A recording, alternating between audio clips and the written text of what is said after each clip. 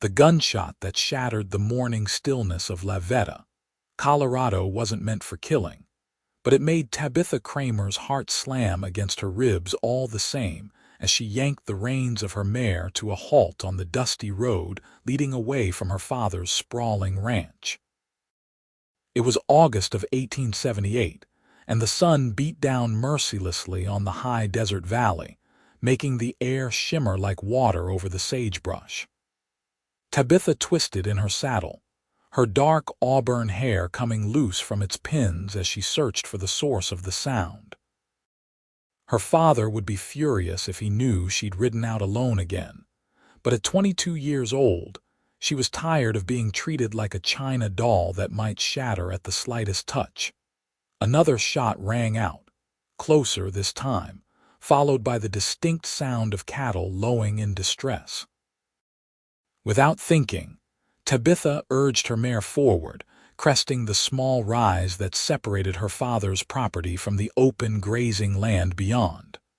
What she saw made her blood run cold. 3 men on horseback were driving a small group of cattle toward the rocky hills, firing shots into the air to keep the animals moving. But it was the 4th figure that caught her attention, a cowboy on foot, his horse nowhere to be seen, standing directly in the path of the rustlers with nothing but his rifle raised. "Those cattle belong to Joseph Kramer," the cowboy's voice carried clearly across the distance, steady and unwavering despite the odds stacked against him. "Turn them back now, and we can all ride away from this." The lead rustler laughed, a harsh sound that made Tabitha's skin crawl. "And who's going to make us, Drifter?" "You." Tabitha recognized the voice. It belonged to Wade Morrison, a ranch hand her father had fired 3 months ago for stealing supplies. The man had been nothing but trouble, and apparently he'd decided to escalate from petty theft to cattle rustling. She should have ridden back to the ranch house for help. That would have been the sensible thing to do. But the lone cowboy down there was outnumbered 3-1, and by the time she returned with her father's men, he'd likely be dead, and the cattle would be long gone. The ranch could afford to lose a dozen head of cattle. What made her knees touch her mare's flanks and send the horse racing down the slope wasn't about property or livestock. It was the way that Cowboy stood his ground, alone but unafraid, protecting what wasn't even his own. The rustlers heard her coming before they saw her. Tabitha reached into her belt and pulled out the small pistol she always carried, firing a shot into the air as she rode. "The law's been sent for," she shouted, the lie coming easily to her lips. "They'll be here any minute." It was enough. Wade Morrison cursed viciously and wheeled his horse around, his companions following suit. They thundered off toward the hills, abandoning the cattle in their haste to escape. Tabitha knew they'd be long gone before anyone could organize a proper pursuit, melting into the network of canyons and dry washes that webbed through the territory. She pulled her mare to a stop near the cowboy, who had lowered his rifle but still held it at the ready, his keen eyes tracking the rustlers until they disappeared from sight.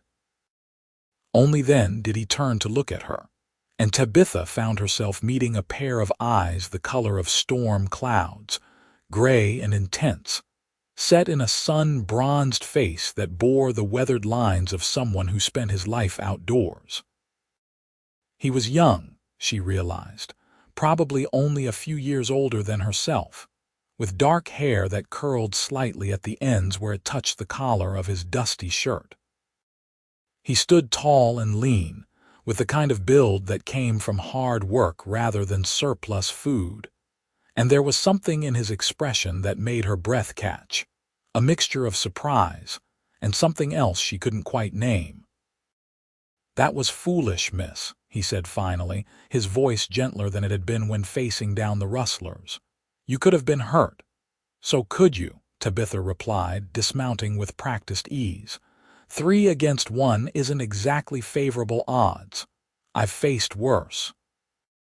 He glanced at the cattle, which had calmed now that the shooting had stopped and were beginning to graze on the sparse grass.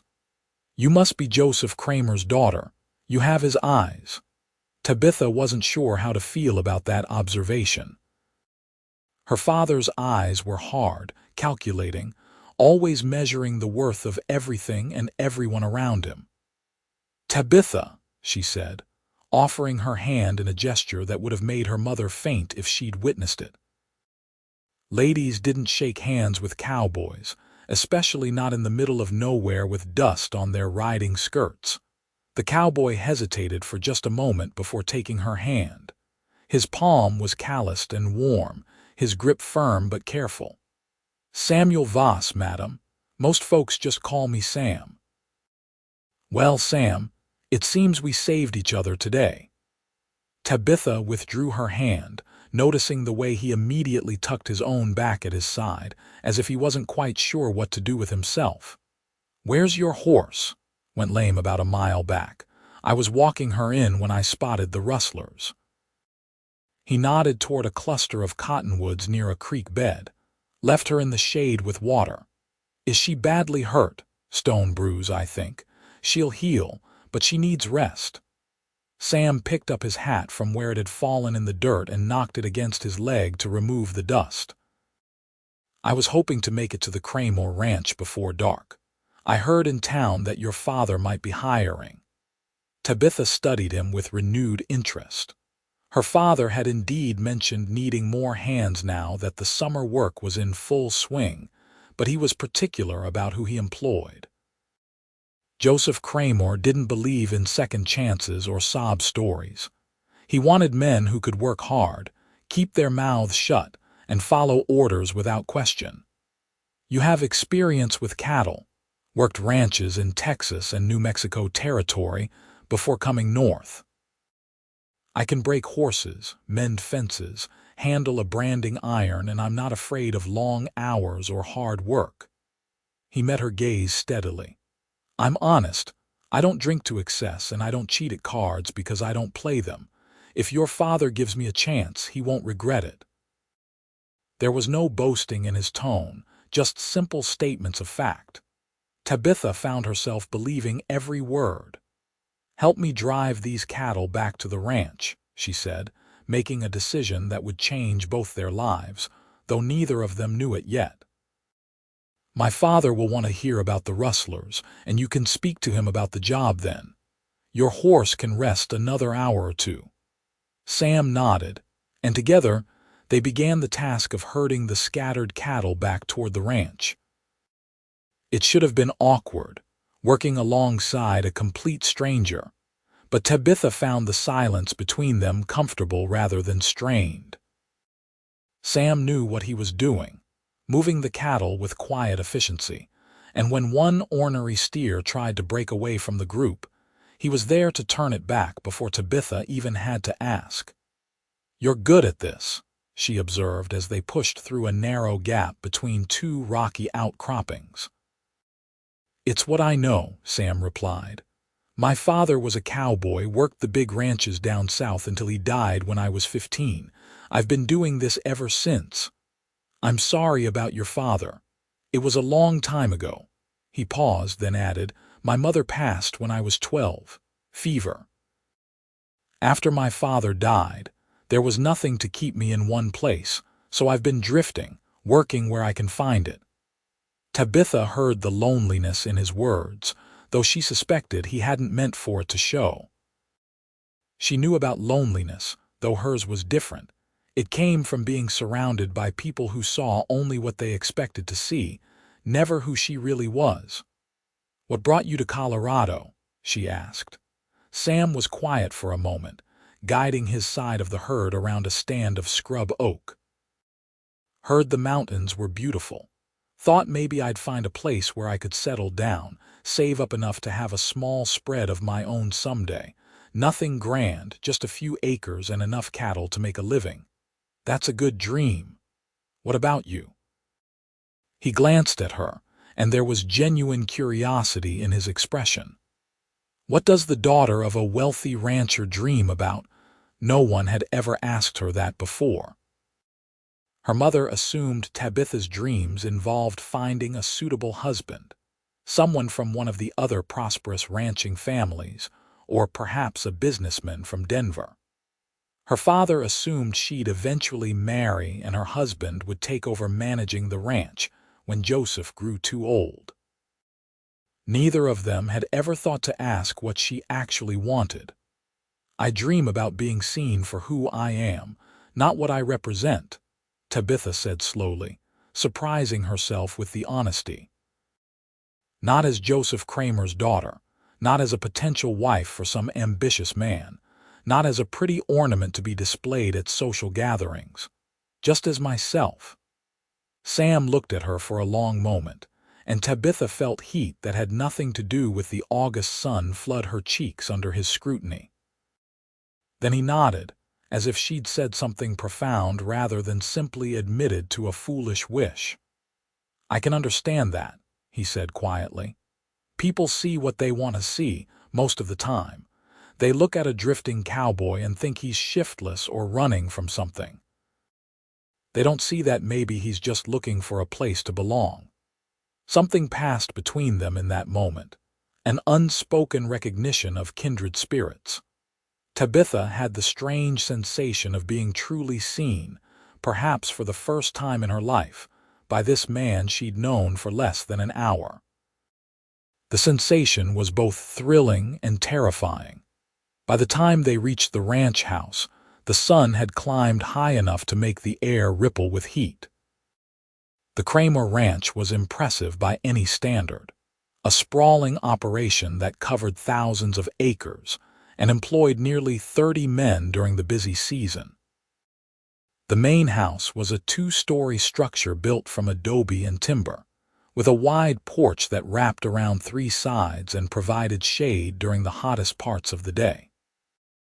As they drove the cattle into the main corral, several ranch hands came running to help, their faces showing surprise at seeing Miss Tabitha returning with a stranger and a story that clearly needed telling.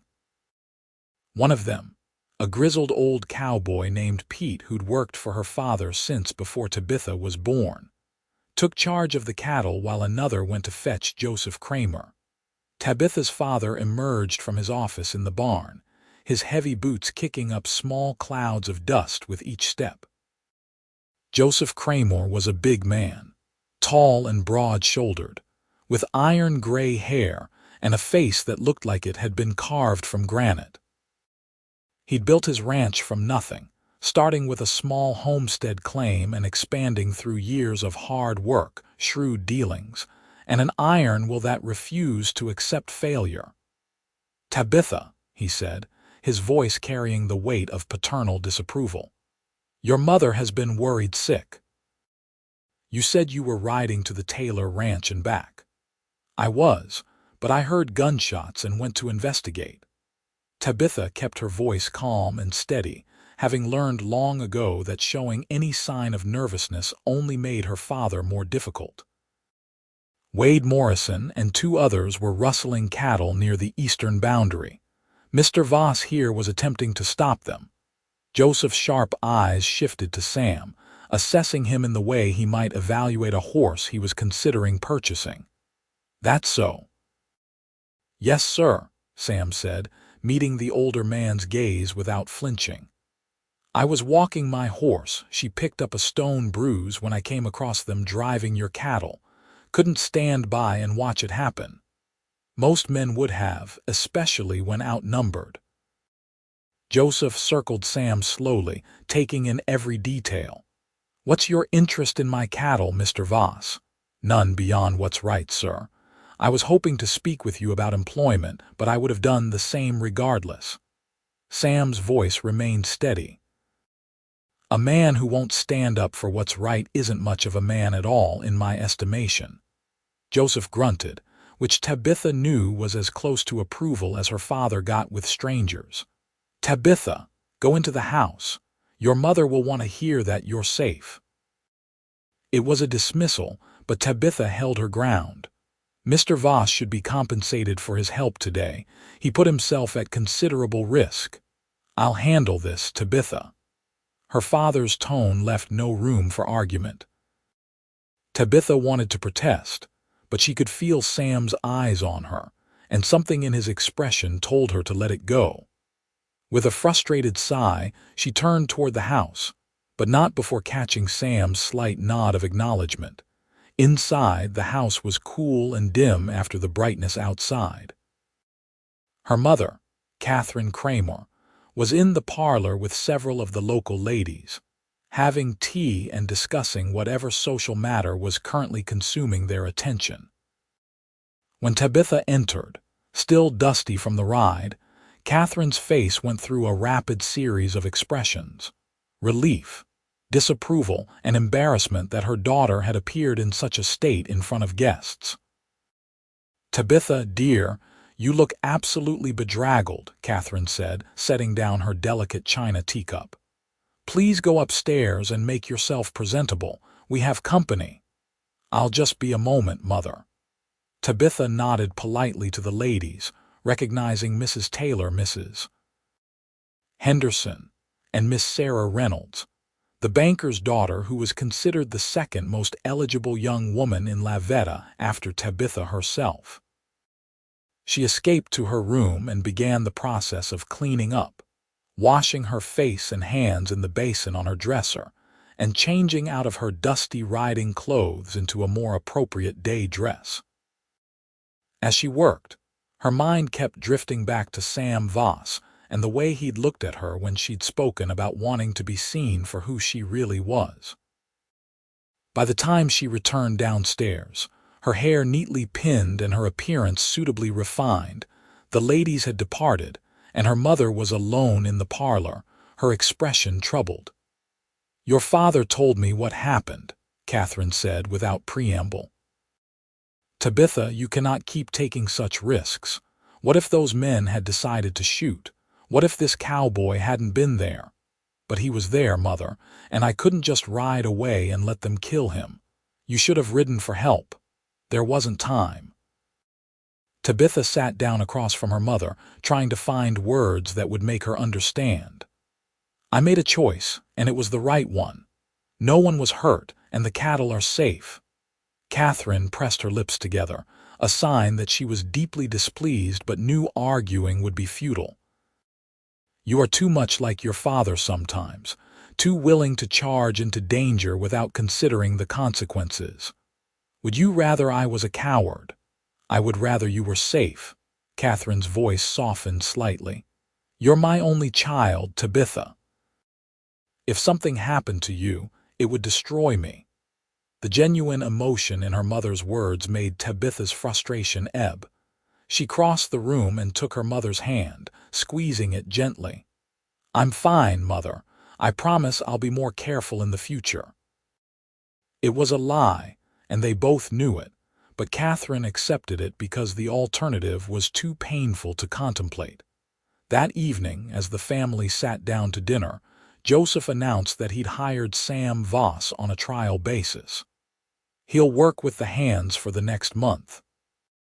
If he proves himself reliable, I'll keep him on permanent."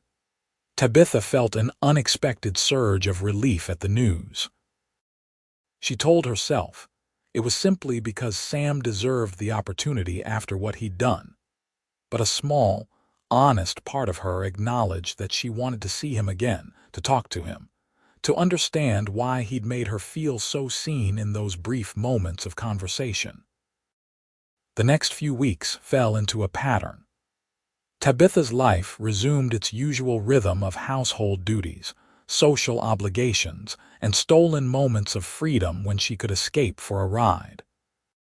But now there was a new element to watch for: a tall figure working among the ranch hands, always at the most difficult or dangerous tasks, never complaining or asking for special treatment. She noticed that Sam had a way with the horses that bordered on magical. The ranch had a wild Mustang stallion that Joseph had captured with the intention of breaking for breeding stock, but the animal was vicious, striking at anyone who came near his pen. Tabitha watched from the fence one afternoon as Sam approached the stallion, moving slowly, speaking in a low, steady voice that she couldn't quite hear from her position. The horse rolled its eyes and pinned its ears, but Sam didn't retreat. He simply stood there, patient and calm, until gradually, incrementally, the stallion's aggressive posture softened. It took nearly an hour, but by the end, Sam was standing next to the horse, his hand resting on its neck, still speaking in those quiet tones. "He has a gift," Pete said, appearing beside Tabitha at the fence. The old cowboy had a wad of tobacco in his cheek and a thoughtful expression on his weathered face. "Haven't seen anyone handle horses like that since my father's time. Most men try to break a horse's spirit. Sam there, he works with it instead." "My father must be pleased," Tabitha said, unable to take her eyes off the scene in the pen. "Your father doesn't notice much beyond whether the work gets done. But I notice, and I'm telling you, that boy's special, got character, don't see that much anymore." Pete spat tobacco juice into the dirt. "Also noticed he asks about you sometimes. Casual-like, but I've been around long enough to recognize interest when I see it." Tabitha felt her cheeks warm. "I'm sure you're mistaken, Pete. Hum. The old cowboy's tone suggested he didn't believe her deflection for a second. "Just be careful, Miss Tabitha.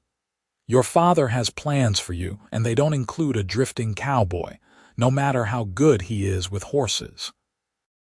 Pete walked away, leaving Tabitha alone with her thoughts and the sight of Sam Voss gentling a wild horse with nothing but patience and understanding. She knew Pete was right. Her father had made no secret of his desire to see her married to someone suitable, someone who could help expand the ranch's holdings or influence. There had been several carefully arranged social gatherings over the past year where eligible young men from Denver and Santa Fe had been invited, all of them polite, educated, and utterly boring. None of them had ever asked her what she dreamed about.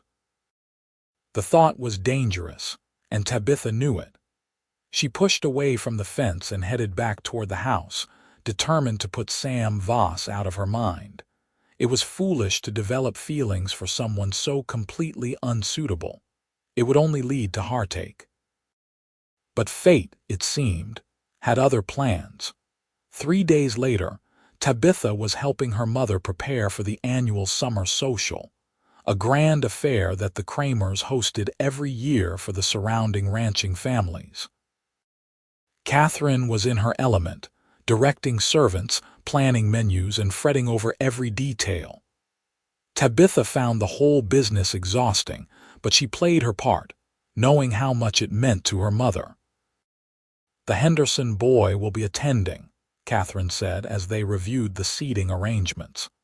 "He's recently returned from school back east. Your father thinks he'd be a good match." "The Henderson boy is 20 years old and still thinks it's amusing to pull the wings off flies," Tabitha replied dryly. "I'm not interested." "Tabitha, you cannot be so particular. You're 22 years old. Most girls your age are already married with children." "Then I suppose I'm not most girls," Catherine sighed, the sound heavy with maternal exasperation. "What do you want, Tabitha? Tell me honestly." Tabitha opened her mouth to give her usual vague answer, but what came out instead was the truth. "I want someone who sees me as a partner, not a possession. Someone who values my thoughts and opinions. Someone who makes me feel alive instead of trapped." Her mother was quiet for a long moment, and when Tabitha looked up, she was surprised to see something like understanding in Catherine's eyes. "Your father and I married for practical reasons," Catherine said softly.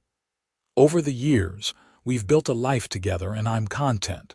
But I understand wanting more than contentment. I just fear that more isn't always possible, especially for women in our position." "Then maybe our position needs to change." Before Catherine could respond, there was a commotion outside, raised voices and the sound of horses. Both women hurried to the window to see several men riding into the yard at speed. Joseph emerged from the barn, and even from a distance, Tabitha could see the tension in his posture. She didn't think, didn't pause to consider propriety or her mother's protests. She simply ran outside, her skirts hiked up to keep from tripping, arriving at her father's side just as the lead rider began speaking. "Fire!" the man gasped, his face streaked with soot and sweat. Lightning strikes started ablaze in the northern grazing lands. "It's spreading fast toward the timber." Joseph's face went hard. "How many men do we have up there?" "6, sir.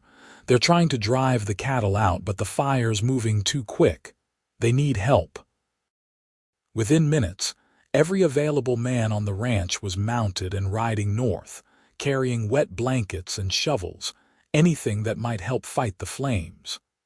Tabitha ran to the barn to saddle her mare, her hands shaking with urgency, but her father caught her by the arm. "No," Joseph said firmly. "You stay here. You need every hand you can get. I need you safe. That's final, Tabitha." He rode off before she could argue further, leaving her standing in the barn, frustration and fear warring in her chest. She knew her father was right, knew that she'd likely just be in the way, but the thought of Sam and the others facing down a wildfire made her stomach twist with anxiety. The wait was agonizing. Catherine tried to keep her occupied with preparations for the party, which now seemed frivolous and unimportant. But Tabitha couldn't focus on flower arrangements and menu cards when men's lives were at risk. She paced the parlor, watching the northern horizon for any sign of smoke, her imagination conjuring increasingly terrible scenarios. It was well after dark when the men finally returned, exhausted and soot-covered but miraculously unharmed.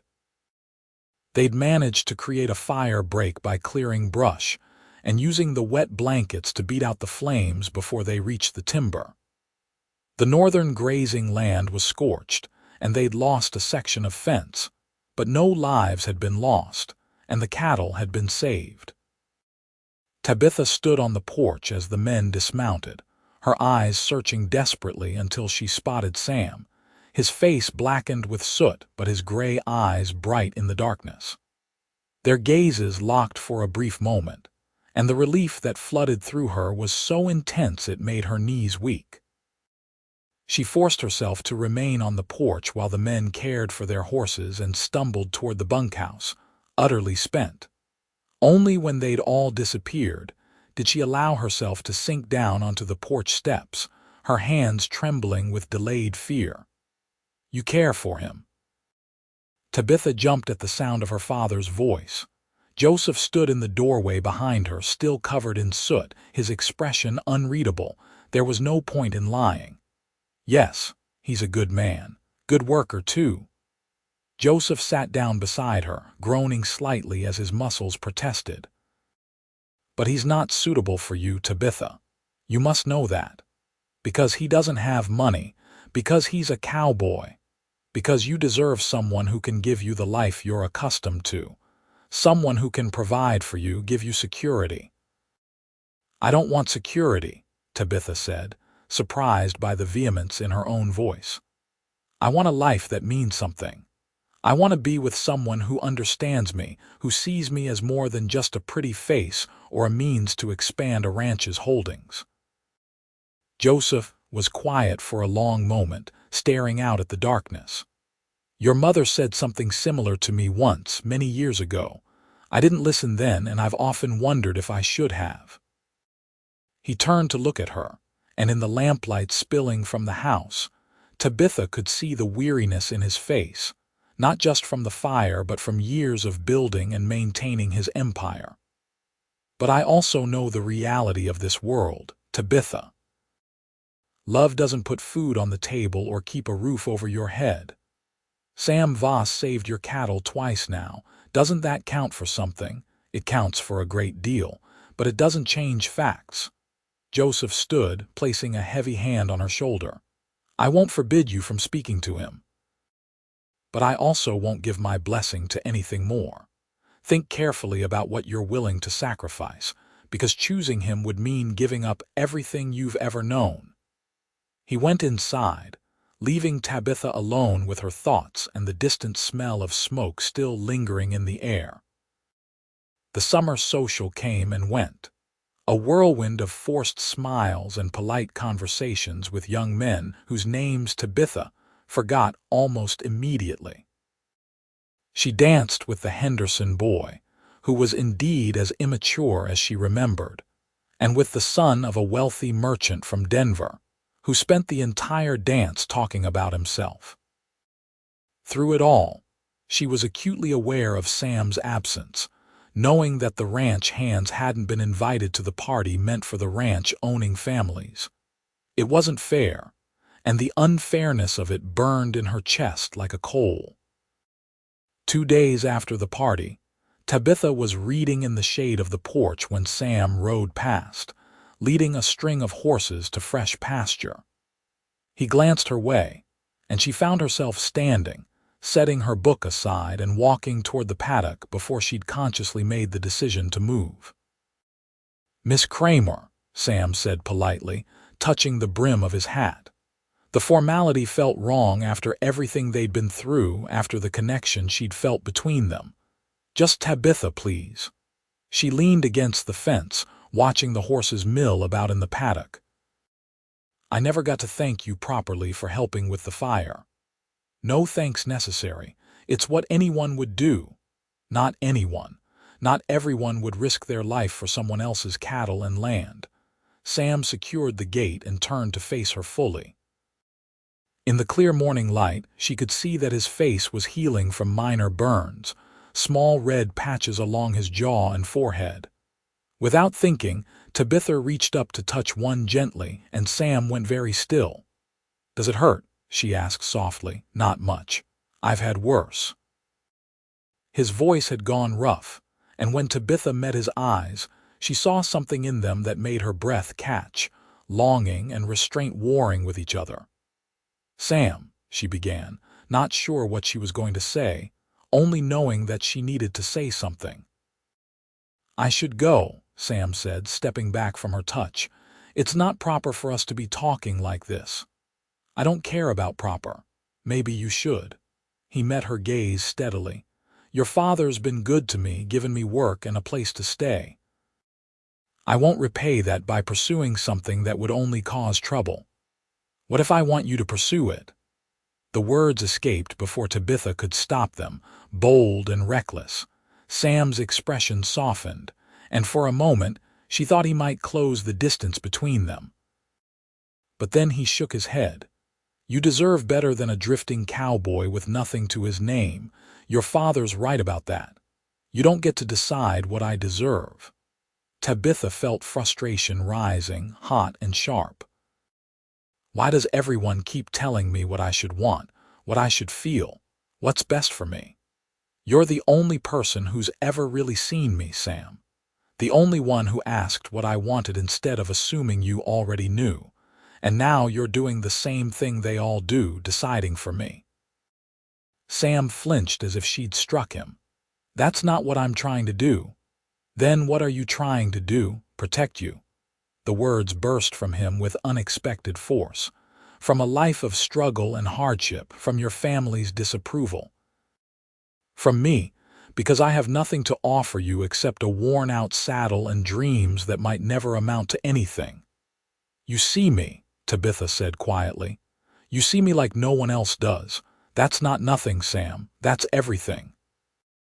The silence that followed was heavy with unspoken words, charged with possibilities. Sam's jaw worked as if he was physically restraining himself from speaking, and Tabitha waited, her heart pounding so hard she could hear it in her ears. "I should go," Sam finally said, but he didn't move. "Then go."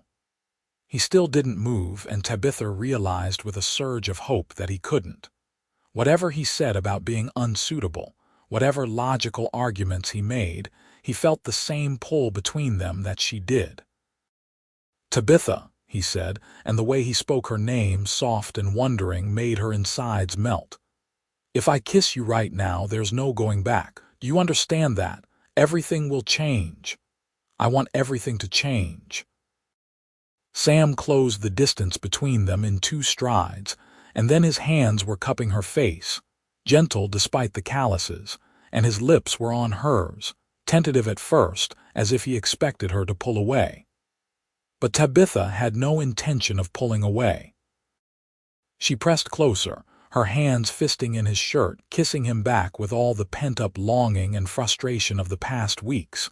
When they finally broke apart, both breathing hard, Sam rested his forehead against hers.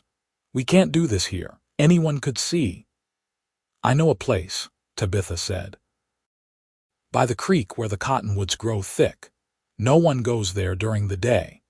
It was insane, meeting a man in secret, but Tabitha couldn't bring herself to care. That afternoon, claiming she was going for a ride, she made her way to the cottonwood grove. Sam was already there, having somehow managed to slip away from his duties. The moment she dismounted, he pulled her into his arms and they kissed again, longer this time, deeper, with less restraint. "Tell me about yourself," Tabitha said later as they sat in the shade, close enough that their shoulders touched. "Everything. I want to know all of it." So Sam told her about growing up in Texas, following his father from ranch to ranch, learning to rope and ride before he could properly read. He told her about his mother's death from fever, how she'd made him promise to always do right by people, to stand up for what was just even when it was difficult. He told her about his father's death in a stampede, how at 15 Sam had suddenly been alone in the world with nothing but his father's old saddle and the clothes on his back. "I thought about going back east," Sam admitted, "trying to find factory work or something. But I didn't know anything except cattle and horses, so I kept working ranches, kept drifting. After a while, the drifting becomes a habit, you know? You tell yourself you'll settle down at the next place, but then something happens, or the work dries up, or you get restless and you move on again." "What would make you stay?" Tabitha asked softly. Sam looked at her, and the intensity in his gray eyes made her breath catch. "You," he said simply. "I'd stay for you." Tabitha felt tears prick her eyes, overwhelmed by the straightforward honesty of his declaration. "My father will never approve." "I know. He'll fire you if he finds out about us. I know that too." "Then what do we do?" Sam took her hand, threading his fingers through hers. "We figure it out, together. Because I meant what I said, Tabitha. I see you, all of you, not just the parts you show the world. And what I see is someone brave and strong and so full of life that it takes my breath away. I don't have much to offer, but I can promise you that I'll spend every day trying to be worthy of you." "You're already worthy," Tabitha whispered. "You always have been." They began meeting in secret, stolen moments snatched between Tabitha's obligations and Sam's work. They talked for hours, sharing dreams and fears, discovering the 1,000 small details that made up a life. Sam told her about places he'd been, dusty Texas plains and the mountains of New Mexico. Tabitha told him about books she'd read, about the garden she tried to start behind the house that her mother thought was unladylike, about how she'd always felt like she was living someone else's life. "If you could do anything," Sam asked one afternoon as they sat by the creek, "what would it be?" Tabitha thought about it seriously. "I'd want to help people. Build a school maybe, or a hospital. Veta is growing, but we still have to send for doctors from Pueblo, and by the time they arrive, it's often too late. And most of the ranch hands' children have no education at all." "That's a good dream," Sam said. "Better than mine, which is just to have a piece of land to call my own." "There's nothing wrong with wanting stability, especially when you've never had it." Tabitha leaned her head on his shoulder. "Maybe we could do both, build something together, on a cowboy's wages. It would take years to save enough. Then we'll take years." Tabitha lifted her head to look at him. "I don't need luxury, Sam. I just need to be with someone who sees me for who I really am." Sam pulled her close and kissed the top of her head. "You make it sound so simple." "Maybe it is simple. Maybe we're the ones making it complicated." But of course, it wasn't simple at all. As summer faded toward autumn and the aspen trees turned gold in the mountains, maintaining their secret became increasingly difficult. Tabitha's mother was pushing harder for her to consider suitors, arranging more social gatherings and growing suspicious of her daughter's frequent solitary rides. Joseph was focused on preparing for winter, working his men long hours to get everything ready, which meant Sam had less freedom to slip away. Worse, Wade Morrison had been spotted in the area again, and there were rumors he joined up with a larger gang of outlaws operating out of the hills. Several ranches had been hit, losing cattle and horses to nighttime raids. Joseph doubled the guards and started sending the men out in pairs for safety. "I don't like it," Sam said one evening as he and Tabitha met in their usual spot by the creek. "Morrison knows the layout of your father's ranch. He'll know where the weak points are. My father has guards posted every night. Guards can be overwhelmed or avoided if you know where they are positioned." Sam's face was troubled. "Promise me you'll be careful. Stay close to the house after dark." "I will if you will," Tabitha replied. "You're out there every night with the other hands. You're just as much at risk." "That's different." "No, it's not. You matter just as much as I do, Sam Voss. Don't you dare think otherwise." He pulled her into his arms, holding her tightly. "When did I get so lucky as to have you in my life?" "Lucky?" Tabitha laughed softly against his chest. "We're sneaking around like criminals, terrified of being discovered, with no idea how to make this work. That doesn't seem very lucky." "And yet I wouldn't change a single thing," Sam said, tilting her face up to kiss her. "Because having you, even like this, is worth every risk."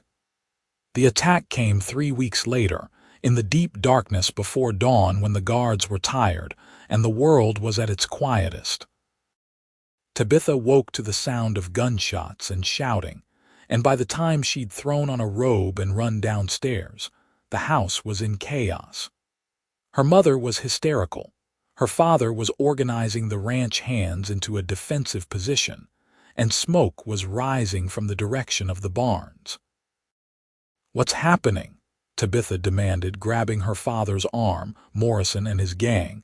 They set fire to the hay barn and scattered the horses. Joseph's face was grim. "Stay in the house with your mother. We'll handle this." But Tabitha had no intention of staying inside. As soon as her father left, she ran back upstairs, changed into riding clothes, and retrieved the small pistol from her dresser. Her mother's protests followed her out the door, but Tabitha ignored them, running toward the chaos of the ranch yard. Men were everywhere, some fighting the fire, others trying to round up the scattered horses, still others engaged in a gunfight with the raiders who were using the confusion to drive off cattle. In the flickering light of the flames, Tabitha spotted Sam near the main corral, working to calm the panicked horses.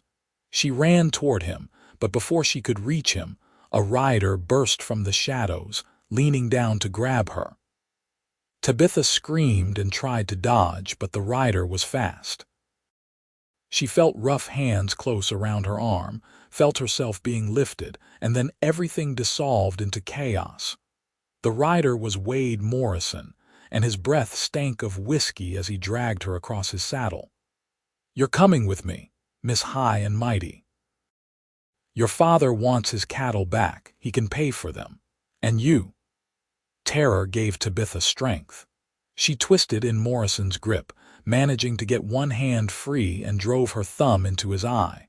Morrison howled and loosened his hold just enough for Tabitha to throw herself backward off the horse. She hit the ground hard, the impact knocking the wind from her lungs, but she forced herself to roll to get away.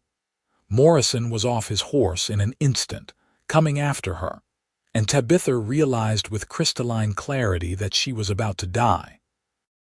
Her pistol had fallen when Morrison grabbed her, and there was no time to search for it in the darkness. She scrambled backward, her hands finding nothing but dirt and stones. Then Sam was there, appearing like an avenging angel, tackling Morrison with such force that both men went tumbling across the ground. They fought with vicious intensity, trading blows that Tabitha could hear even over the crackling of the fire. Morrison was bigger, but Sam was quicker, and he fought with the desperate strength of a man protecting something precious. It ended when Sam's fist connected with Morrison's jaw with a crack that made Tabitha wince. Morrison went down hard and didn't get back up. Sam stood over him for a moment, breathing hard, and then he turned to Tabitha. "Are you hurt?" His hands were on her face, her arms checking for injuries. "I'm fine." "Sam, you're bleeding." There was a cut above Sam's eye and his knuckles were torn, but he seemed barely aware of the injuries. He pulled Tabitha into his arms, holding her so tightly she could barely breathe, and she felt him trembling. "I thought he was going to kill you," Sam said hoarsely. "I thought I was going to lose you. I'm here. I'm safe." Tabitha pulled back enough to look at him. "You saved me." Around them, the chaos was beginning to subside. The fire was under control, the raiders had been driven off or captured, and Joseph Kramer was surveying the damage with a face like carved stone. His eyes fell on Tabitha and Sam, still holding each other, and something flickered in his expression. "Tabitha," Joseph said, his voice carrying across the yard. "Come here." Tabitha felt Sam's arms tighten around her for just a moment before he released her. She walked to her father on legs that felt unsteady, acutely aware of every eye on her. "Are you hurt?" Joseph asked, his voice gruff. "No." "Sam stopped Morrison before he could take me." Joseph looked past her to where Sam stood, bruised and bloodied but unbowed. "Seems I owe Mr. Voss another debt." He paused, then added in a lower voice meant only for Tabitha, "We'll discuss this inside, all of it." The next hours were a blur of activity as the men dealt with the aftermath of the attack. Several outlaws had been captured, including Morrison, who would be held until the marshal could be sent for from Pueblo. The hay barn was a total loss, but the fire had been contained before it could spread to the other buildings. A few cattle had been driven off, but most had been recovered. As dawn broke over the ranch, painting the sky in shades of rose and gold, Joseph called Tabitha and Sam into his office. Catherine was there too, perched on the edge of a chair with her hands folded tightly in her lap. "How long?" Joseph asked without preamble. Tabitha lifted her chin, refusing to be cowed. "Since the summer. We've been meeting in secret because we knew you wouldn't approve." "You're right about that." Joseph leaned back in his chair, his expression unreadable. "Sam, you're a good man. You've proven that repeatedly, but you have nothing. No land, no prospects beyond what I pay you. How exactly did you plan to support my daughter?" "I didn't have a plan, sir," Sam admitted. "I knew it was wrong to pursue Tabitha, knew I should stay away, but I couldn't, and I won't apologize for caring for her even if you fire me for it." "Fire you?" Joseph's eyebrows rose.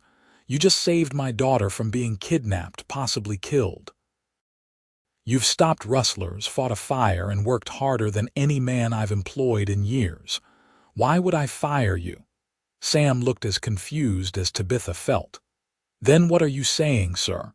"I'm saying that I'm practical, not cruel." Joseph stood and walked to the window, looking out over his ranch. "I built all this from nothing because I was willing to work for it. You've shown the same willingness, the same dedication.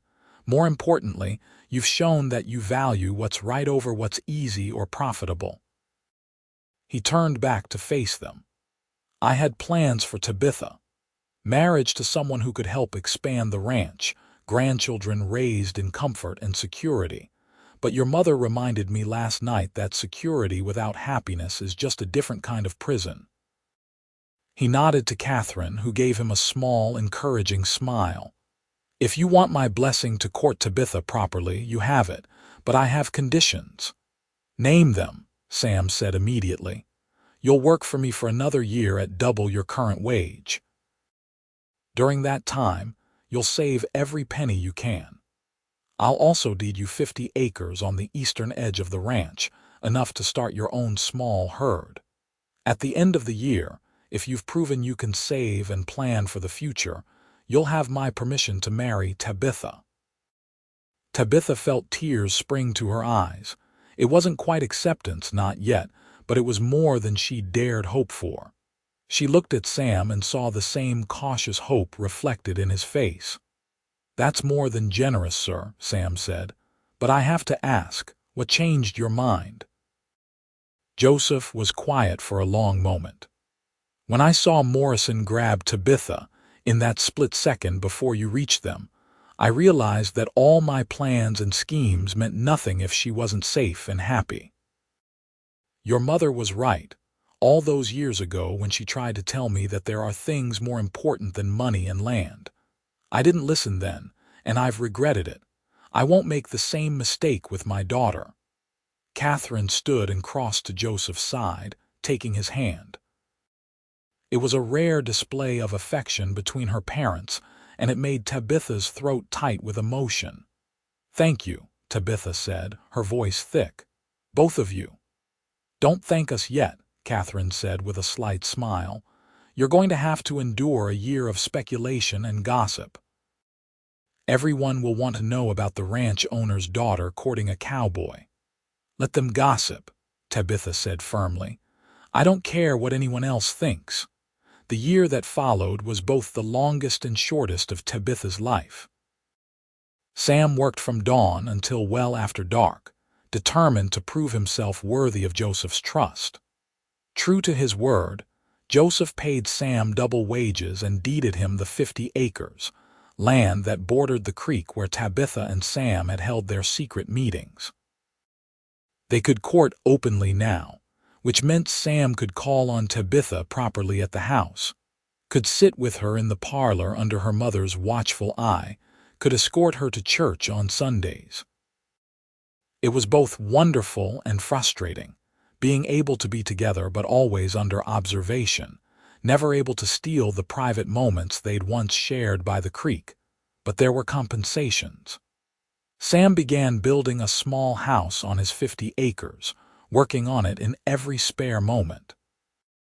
Tabitha helped when she could, and together they planned their future, room by room, dream by dream. It would be a simple house, nothing like the grand ranch house she'd grown up in, but to Tabitha, it was more beautiful than any mansion. The ranch hands, who had initially been skeptical of the match, gradually came around as they saw Sam's dedication. Pete, in particular, became an unlikely ally, teaching Sam everything he knew about managing cattle and predicting weather. "Boys got sand," Pete told Tabitha one afternoon. "Your father chose well, letting you have him." "I chose him," Tabitha corrected gently, "not my father." "Well then, you chose well too." As autumn turned to winter and then winter to spring, the house took shape.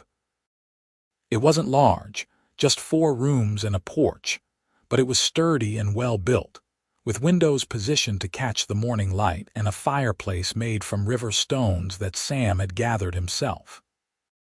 He built furniture during the long winter evenings, rough pieces but functional, and Tabitha began sewing curtains and quilts, preparing their home. The town's opinion gradually shifted as well.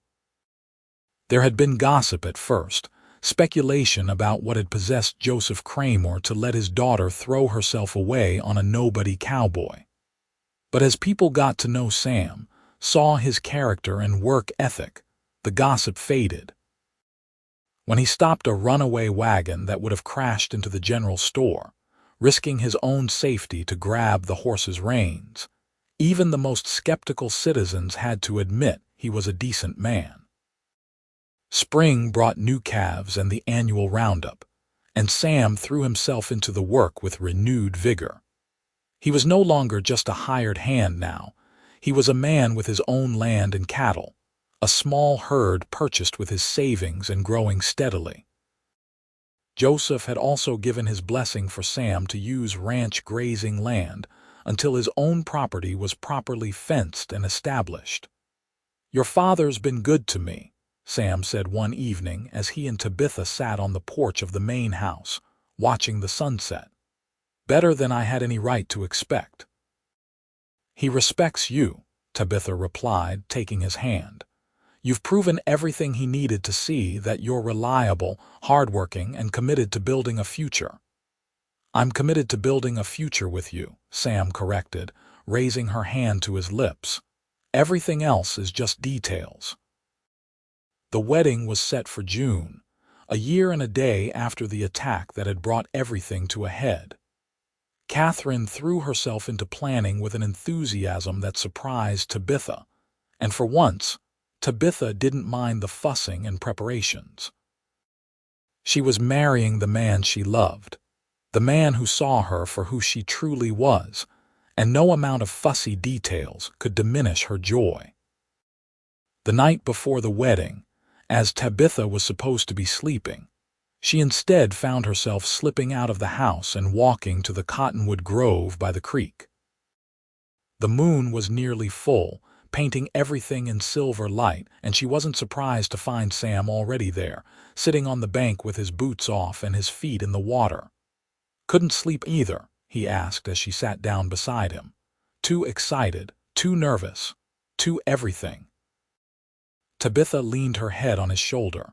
"This time tomorrow I'll be your wife. Still sure you want to be?" There was teasing in his voice, but underneath it, Tabitha heard genuine wonder, as if he still couldn't quite believe this was happening. "More sure than I've ever been about anything." She turned to look at him, memorizing his face in the moonlight. "Do you remember what I told you that day by the fence, when I said you see me like no one else does? I remember everything about that day. It's still true, even more true now. You see all of me, Sam. The parts I show the world and the parts I keep hidden. You see my dreams and my fears, my strengths and my flaws, and somehow, impossibly, you love me anyway." "There's nothing impossible about it," Sam said softly. "You're the most extraordinary person I've ever known, smart and brave and kind. Loving you is the easiest thing I've ever done." He kissed her then, gentle and sweet, and Tabitha felt the last of her nervousness fade away. Whatever challenges they faced, they would face them together. The wedding was beautiful, held in the small church in Veta with the whole town in attendance. Tabitha wore her mother's wedding dress, altered to fit, and carried wildflowers picked that morning from the ranch.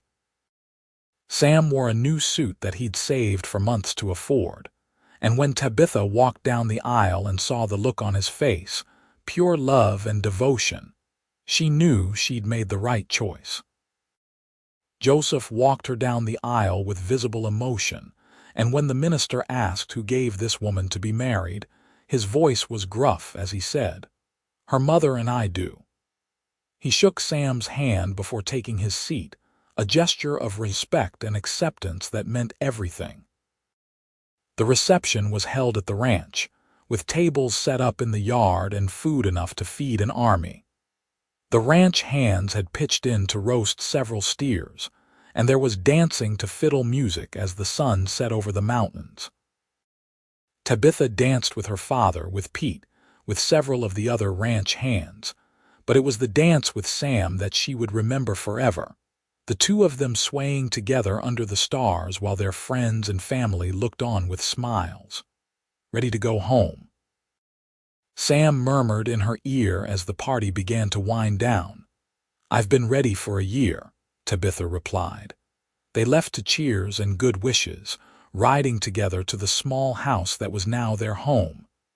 Sam had strung lanterns on the porch, and they cast a warm glow over the simple structure. He dismounted and lifted Tabitha down from her horse, but instead of setting her on her feet, he carried her up the porch steps and across the threshold. "Welcome home, Mrs. Voss," he said, finally setting her down in the main room.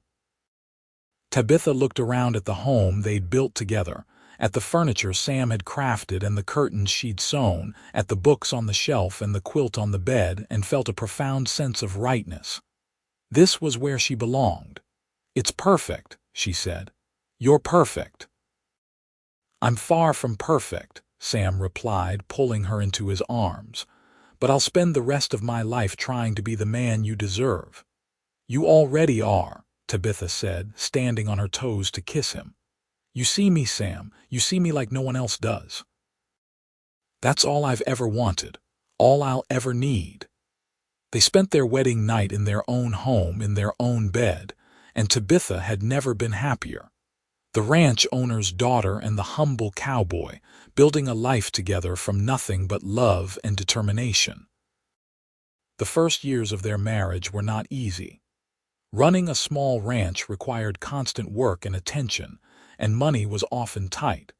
But Sam and Tabitha worked side by side, partners in every sense of the word. She learned to manage their accounts, to help with the cattle when needed, to make their limited resources stretch. He learned to listen to her ideas, to value her opinions, to recognize that her education and intelligence were assets to be utilized, not threats to his pride. They expanded slowly, carefully, adding a few more cattle each year as they could afford them. Tabitha started the school she'd dreamed of, using one room of their house to teach the ranch hands children reading and arithmetic. It wasn't much, but it was a start, and the gratitude of the parents made every effort worthwhile. Joseph Kramer visited often, ostensibly to check on his grandchildren once they started arriving, but Tabitha suspected he enjoyed seeing the small operation she and Sam had built. Her father had softened with age, becoming more openly affectionate with Catherine and more willing to admit when he'd been wrong about something. "You were right about Sam," he told Tabitha one afternoon as they watched her husband work with a young horse in the corral. "He's built something good here. You both have." "We learned from the best," Tabitha replied, squeezing her father's hand. Their first child, a boy they named Thomas, was born in the spring of their second year of marriage. Sam was terrified he'd do something wrong, but the moment he held his son, his face transformed with such wonder and love that Tabitha fell in love with him all over again.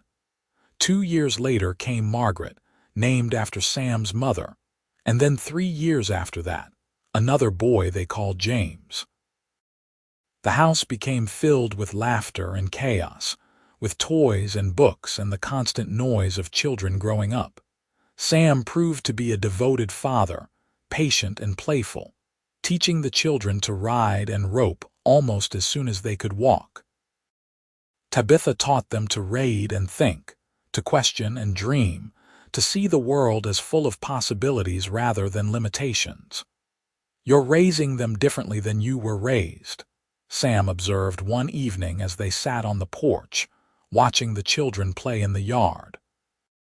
Thomas was showing his younger siblings how to skip stones in the creek, and their laughter carried on the warm summer breeze. "I'm raising them to think for themselves," Tabitha replied. "To follow their dreams, whatever those might be. If Thomas wants to be a rancher, wonderful. If Margaret wants to be a teacher or James wants to be a doctor, that's wonderful too. I want them to know they have choices." "You're a good mother," Sam said, pulling her close. "A good partner. A good everything, really. I don't know what I did to deserve you, but I'm grateful every single day." "You saw me," Tabitha reminded him, as she had countless times over the years. "When no one else did, you saw me for who I really was. That's what you did to deserve me. And I saw you too, Sam. I saw a man of integrity and courage, someone who would stand up for what's right even when it cost him. Someone who would build a life from nothing through sheer determination and heart." They sat together in comfortable silence, watching their children play, and Tabitha reflected on how far they'd come. From that day on the dusty road when she'd first seen Sam standing up to rustlers, to this moment of perfect contentment, it had been a journey full of challenges and triumphs, heartache and joy. Time passed, as it always does.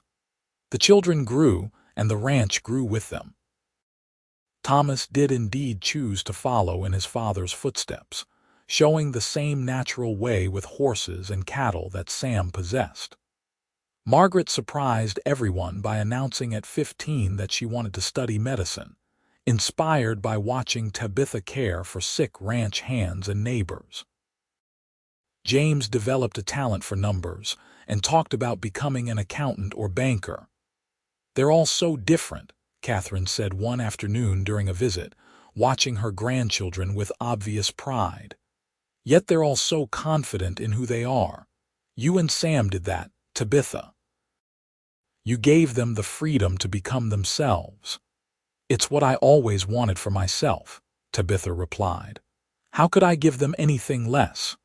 Joseph lived to see Thomas marry and start his own family, adding another generation to the growing legacy. He passed peacefully in his sleep at 73 with Catherine by his side. At the funeral, Sam spoke about how Joseph had given him a chance when no one else would, how he'd learned about integrity and hard work from the older man. "He was hard," Sam said to Tabitha that night.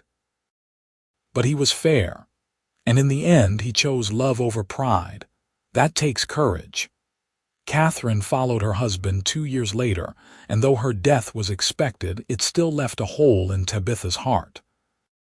Her mother had never been demonstrative, but she'd softened in her later years, showing affection in small ways, a touch on the shoulder, a compliment freely given, time spent playing with her grandchildren. The ranch land, all of it, was split between Tabitha and Sam's children according to Joseph's will, with the main ranch house going to Thomas and smaller parcels to Margaret and James, should they want them. It was more wealth than Sam had ever dreamed of possessing, but he handled it with the same steady competence he brought to everything else. "Your father trusted us to carry on his legacy," Sam said as they reviewed the will. "We'll honor that trust." And they did, managing the expanded holdings carefully, making improvements where needed but never losing sight of what was important: family, integrity, and the land itself. Years rolled into decades, and Sam's dark hair turned gray, then white. Tabitha's auburn hair did the same, though she joked that she'd earned every silver strand. They grew old together, working side by side until their children gently but firmly suggested they should slow down, let the younger generation handle more of the burden. Retirement didn't suit either of them well. Sam still rose before dawn, still checked on the cattle and horses, even though Thomas and his sons handled the actual work. Tabitha still taught, though now it was her grandchildren who sat at her feet, listening to stories about the wild early days of Veta. "You ever regret it?" Sam asked one evening as they sat on the porch of their original small house, which they'd never left despite offers to move into larger accommodations. "Choosing me over all those wealthy suitors your parents wanted you to consider." Tabitha looked at her husband of more than 40 years, at his weathered face and work-worn hands, at the gray eyes that still saw straight through to her soul, and laughed. "Not for a single second. You gave me everything I ever wanted, Sam Voss. A life that mattered. A partnership built on respect and love. Children who know they're valued for who they are, not what they represent. How could I possibly regret that?" "I just want to make sure you're happy," Sam said. "That's all I've ever wanted. I'm more than happy. I'm fulfilled. I'm seen." She took his hand, noting how perfectly their fingers still fit together after all these years. "You see me, Sam. You always have. You see me like no one else does." On a cool autumn evening in 1924, when Tabitha was 68 and Sam 71, They sat together on their porch watching the sun set over the mountains they'd called home for nearly half a century. The ranch spread out before them, prosperous and thriving, with their children and grandchildren living and working on the land. Not bad for a drifting cowboy with nothing but a worn saddle and some dreams, Sam said contentedly. You were never nothing, Tabitha corrected him, as she had countless times over the years. You were everything. You just needed someone to see it. And you did. You saw past what I had to who I was. Sam pulled her closer, and they sat in comfortable silence as the sky turned from gold to pink to purple. I love you, Tabitha Voss, more today than yesterday, more tomorrow than today. And I love you, Samuel Voss, for seeing me, for choosing me, for building this beautiful life with me. They sat together until the stars came out, surrounded by the evidence of their love, the house they'd built, the family they'd raised, the community they'd helped grow, the legacy they'd created not through wealth or power but through simple dedication to each other and to doing what was right. It was, Tabitha thought, exactly the life she'd dreamed of that day when a humble cowboy had asked her what she wanted. A life where she was truly seen, truly valued, truly loved. And it had been worth every struggle, every challenge, every moment of doubt or difficulty. Because at the end of the day, at the end of their lives, they had each other. And that had always been enough. Margaret became the first female doctor in southern Colorado, opening a practice in Veta that served the community for decades. James did indeed become a banker, but he never forgot his roots, often making loans to struggling ranchers that his more conservative colleagues called foolish, but that he knew were necessary. Thomas took over the main ranch and ran it with the same combination of integrity and innovation that his father and grandfather had shown. And they all, in their own ways, passed down the lesson their parents had taught them, that true wealth isn't measured in land or cattle or money, but in love, in being seen and valued for who you are, in building something that matters with someone who matters. The small house by the creek remained standing long after Sam and Tabitha were gone, preserved by their descendants as a reminder of where it all started. Visitors would sometimes ask about the couple who built it, and the stories told in response always began the same way. She was a ranch owner's daughter and he was a humble cowboy. By all rights, they should never have ended up together. But she saw him for who he really was, and he saw her for who she really was, and that made all the difference. It was a simple story, really. But then, the best love stories usually are. They're about two people who choose each other, who see each other fully and love what they see, who build a life together one day at a time through patience and dedication and unwavering commitment. Tabitha and Sam Voss didn't just build a ranch or raise a family. They built a partnership that lasted a lifetime, founded on mutual respect and genuine understanding. They showed everyone around them what love could be, when it was based not on status or wealth, but on truly seeing and being seen by another person. And in the end, that was the greatest legacy they could have left, not land or money, but the example of a love that endured, that grew deeper with time, that transformed not just their own lives but the lives of everyone they touched. The Wild West was a hard place, unforgiving to the weak and ruthless to the unprepared. But it was also a place where a ranch owner's daughter could choose her own path, where a humble cowboy could build something from nothing, where two people who saw each other truly could create a love story for the ages. And that's exactly what they did.